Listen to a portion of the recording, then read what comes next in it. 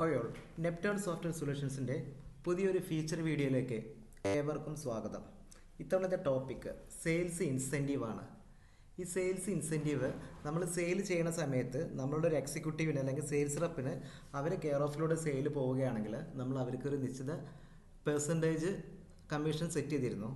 അതേപോലെ തന്നെ third party, ഉദാഹരണത്തിന് നമുക്കൊരാൾ കെയർ ഓഫിൽ സെയിൽ വരികയാണെങ്കിൽ ഒരു പ്ലംബേഴ്സ് ആവാം അല്ലെങ്കിൽ ഒരു പെയിൻറ്റേഴ്സ് ആവാം, അവർ കെയർ ഓഫിൽ നമുക്കൊരു സെയിൽ വരികയാണെങ്കിൽ നമ്മൾ അവർക്കും ആ സെയിൽസ് വാല്യൂവിൻ്റെ ഒരു നിശ്ചിത പെർസെൻറ്റേജ് സെറ്റ് ആവുമായിരുന്നു.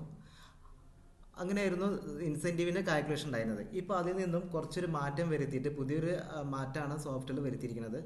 അതെങ്ങനെയാണ് കാണുമെന്ന് നോക്കാം. ഇപ്പോൾ ഐറ്റം ക്രിയേറ്റ് ചെയ്യുന്ന സമയത്ത് ഇപ്പോൾ നേരത്തെ പറഞ്ഞ പോലെ തന്നെ എക്സിസ്റ്റിംഗ് ആയ ഫീച്ചർ എങ്ങനെയുണ്ടായിരുന്നു വെച്ചാൽ, അവർ ഏത് റേറ്റിനാണോ MRPയിലാണ് സെയിൽ ചെയ്യുന്നത്, ഏത് റേറ്റിനാണോ അവർ സെയിൽ ചെയ്യണമെന്നുണ്ടെങ്കിൽ ആ സെയിൽസ് വാല്യൂവിൻ്റെ ഒരു നിശ്ചിത പെർസെൻറ്റേജ്, ഇപ്പോൾ 10% ആണെങ്കിൽ 10% അവർ സെയിൽസ്മാന് അപ്ലൈ ചെയ്യുമായിരുന്ന ഓപ്ഷനാണ് ഉണ്ടായിരുന്നത്.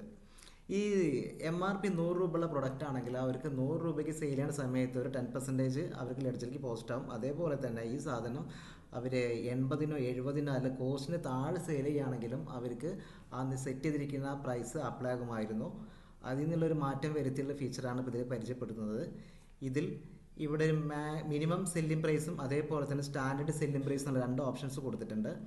ഇപ്പോൾ ഇതെങ്ങനെ കാൽക്കുലേറ്റ് ചെയ്യുന്നത് വെച്ചാൽ, ഈ സ്റ്റാൻഡേർഡ് സെല്ലിംഗ് പ്രൈസ് ഉള്ള 100 ആണെങ്കിൽ 100+ ആ പ്രൊഡക്റ്റ് സെയിൽ ചെയ്യണമെന്നുണ്ടെങ്കിൽ ഈ കമ്മീഷൻ 1 സെറ്റ് ചെയ്തിരിക്കുന്നത് നമ്മൾ സെയിൽസ്മാൻ്റെ കമ്മീഷനാണ്. 8% സെയിൽസ്മാനും അതേപോലെ തന്നെ 5% നമ്മളെ ഏജൻറ്റിന് അല്ലെങ്കിൽ നമ്മളെ പ്ലംബേഴ്സിനോ അല്ലെങ്കിൽ പെയിൻറ്റേഴ്സിനോ പോണതായിരുന്നു സെറ്റ് ചെയ്തിരിക്കുന്നത്.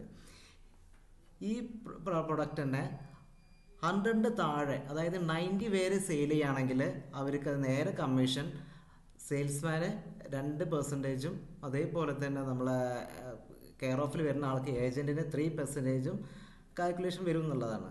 ഇതിന് മറ്റൊരു പ്രത്യേകത, ഈ 90ൻ്റെ താഴെയാണ് ആ ഇൻവോയ്സ് വാല്യൂ പോകണമെന്നുണ്ടെങ്കിൽ അവർക്ക് കമ്മീഷൻ അപ്ലൈ ആവുമായിരുന്നില്ല. ഇവർക്കത് 0 കമ്മീഷനാണ് വരുന്നുണ്ടാവുക. അപ്പോൾ അവർക്ക് എപ്പോഴും നമുക്കൊരു നിശ്ചിത മാർജിനിൽ തന്നെ നമുക്കത് പ്രൊഡക്റ്റ് സെയിൽ ചെയ്യാനും നമ്മൾ സ്റ്റാഫിന് അല്ലെങ്കിൽ നമ്മൾ എക്സിക്യൂട്ടീവ് ഇൻസെൻറ്റീവ് സെറ്റ് ഓഫ് ചെയ്യാനും പറ്റുന്ന ഓപ്ഷനാണ് ഇപ്പോൾ പുതിയതായിട്ട് ചെയ്തിരിക്കുന്നത്. അതെങ്ങനെ വരുന്നത് നോക്കാം.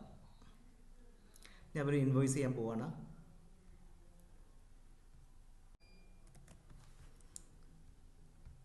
ഈ സെയിൽസ് എടുക്കാം.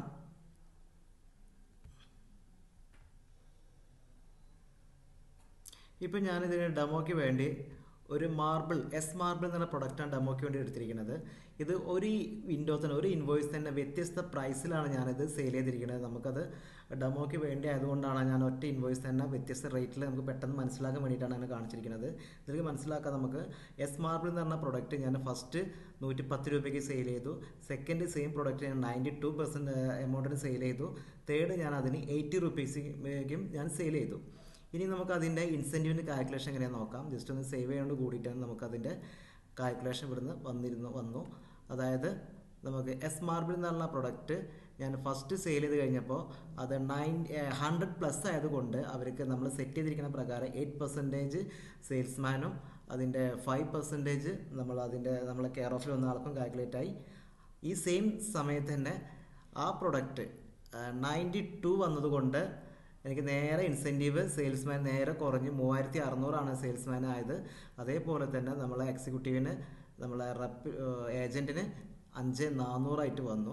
ഈ സെയിം പ്രൊഡക്റ്റ് തന്നെ വീണ്ടും ഞാൻ അത് 80 രൂപയിലേക്ക് താഴെ, 80 അല്ലെങ്കിൽ അതിൻ്റെ താഴേക്കോ സെയിൽ ചെയ്ത സമയത്ത് എനിക്ക് അതിൻ്റെ ഇതിൽ കണ്ടാൽ മനസ്സിലാവും കമ്മീഷൻ നമ്മളെ സെയിൽസ്മാനും അതേപോലെ തന്നെ ഏജൻറ്റിനും കമ്മീഷൻ കാൽക്കുലേറ്റ് ചെയ്തിട്ടില്ല.